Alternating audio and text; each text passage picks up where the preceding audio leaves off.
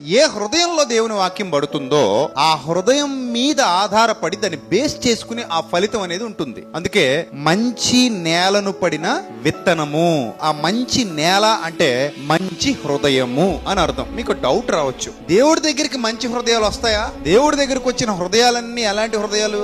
నశించిన దానిని వెదకి రక్షించటానికి మనుష్య కుమారుడు పరలోకాన్ని విడిచిపెట్టి ఈ లోకానికి వచ్చాడు. రైట్? ఇప్పుడు ఏ హృదయం అయితే పాడైపోయిందో ఆ హృదయాన్ని కదా ప్రభు పిలిచాడు. బాగున్న హృదయం ప్రభుకి ఎందుకు? రోగులకే గాని ఆరోగ్యం గల వారికి వైద్యుడు అక్కర్లేదు అన్నాడు ఆయన. అంటే వైద్యుడు ఎవరికి కావాలి? ఇప్పుడు రోగికి కావాలి. రోగిని పిలిచాడు యేసు ప్రభు, రోగికి ఆహ్వానం పలికాడు. సో ఈ వచ్చినటువంటి వారు ఏ హృదయం గల వారు వస్తారు అంటే చెడిపోయిన హృదయం గల వారే వస్తారు. మంచి హృదయం గల వారు రారు. అయితే ఇక్కడ విషయం ఏంటంటే, మీకు బాగా అర్థమయ్యే భాషలో చెప్తాను. హాస్పిటల్కి ఎవరు వెళ్తారంటే రోగులు వెళ్తారు, కానీ హాస్పిటల్ నుంచి డిశ్చార్జ్ అయ్యి వెళ్ళేది రోగులు కాదు. నా పాయింట్ మీకు అర్థమైందా? అంటే దేవుని వాక్యం రోగిని స్వస్థపరిచి పంపించేది.